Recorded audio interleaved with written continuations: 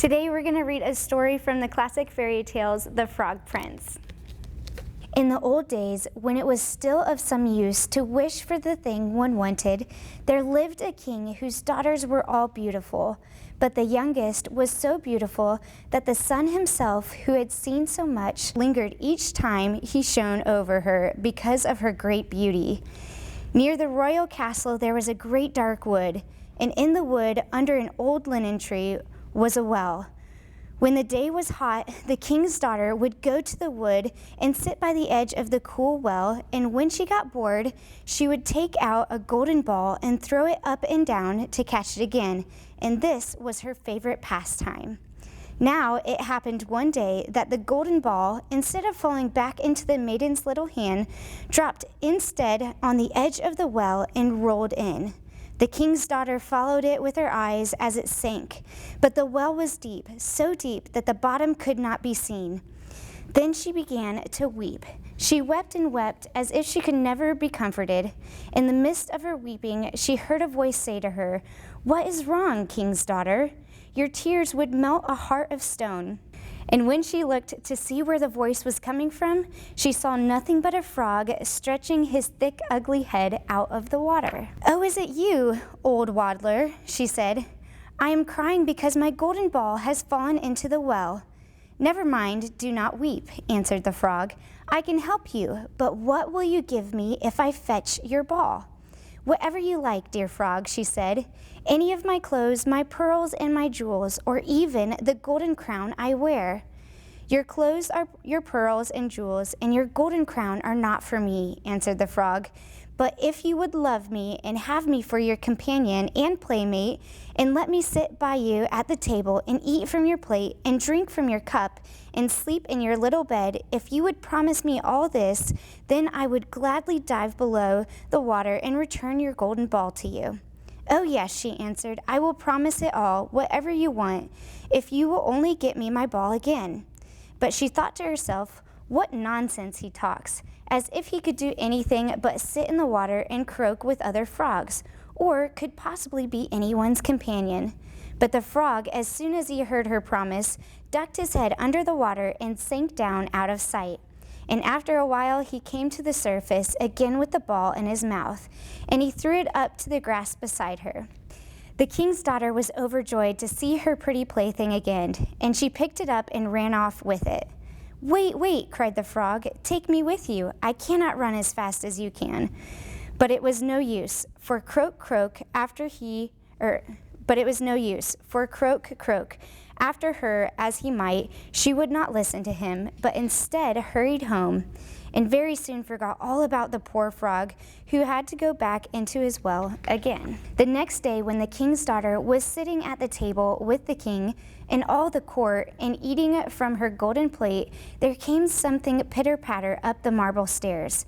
And then there came a knocking at the door and a voice crying, "Yoo-hoo, princess, let me in." She got up and ran to see who it could be, but when she opened the door, there was a frog sitting outside.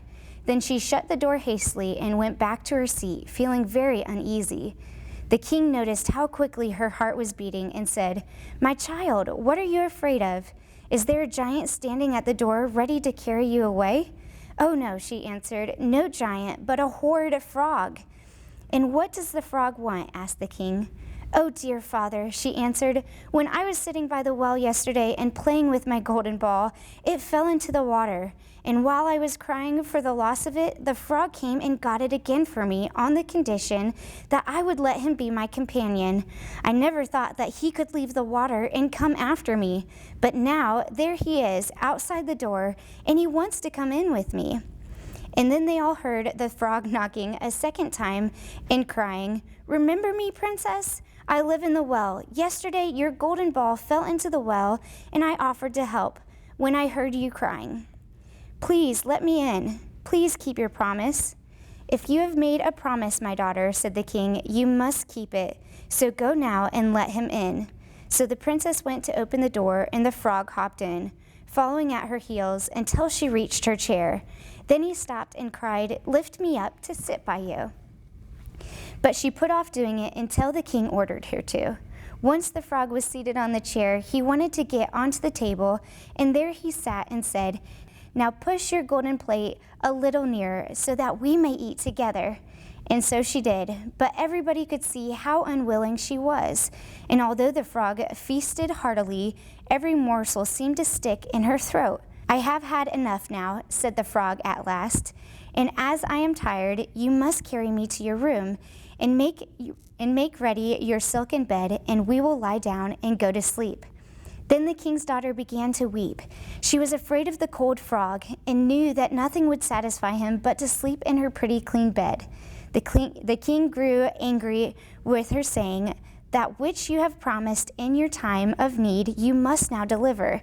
So she picked up the frog with her finger and thumb, carried him upstairs, and put him in the corner. And when she had laid down in her bed to sleep, he came creeping up to her, saying, "I am tired and want to sleep as much as you. Pick me up, or I will tell your father." The princess's patience with the frog was nearly at an end. In anger, she picked him up once more and was about to throw him through the doorway. Then, remembering her father's words, she stopped and dropped him onto the pillow instead.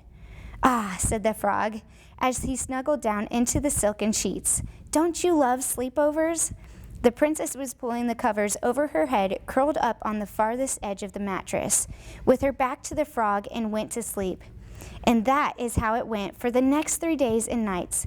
The princess did all the things that the princess usually does, but she always accompanied by the little frog. But a strange thing happened during those 3 days. After the princess had made her promise, the princess actually grew fond of the little frog. On the evening of the 3rd day, the strangest things of all happened. Before blowing out the candles as they prepared to go to sleep, the princess leaned over and kissed the frog good night. In a twinkling, the frog ceased to be a frog at all. He became a handsome young prince with beautiful, kind eyes. Immediately, the princess and the prince ran downstairs to find the king. The prince told how a wicked witch had imprisoned him in a body of a frog, and that only the love of a princess could release him from the spell. It was decided on that very day that when the prince and princess came of age, that they would marry and join their fortunes in their kingdoms together. The next day, a grand carriage arrived at the door of the castle. It was drawn by 8 white horses with tall white plumes on their heads, and they were all wearing harnesses of gold. The carriage was set by the prince's fathers to take the prince and princess back to his kingdom so they could share the happy news with his family. On the carriage rode Henry, the faithful servant of the young prince. Henry had been so troubled and saddened when his master turned into a frog that he found it necessary to wear 3 iron bands around his heart to keep it from breaking with grief. Henry was now full of joy to see his master again. After helping the royal pair into the carriage, Henry jumped onto the carriage himself, and they were soon off.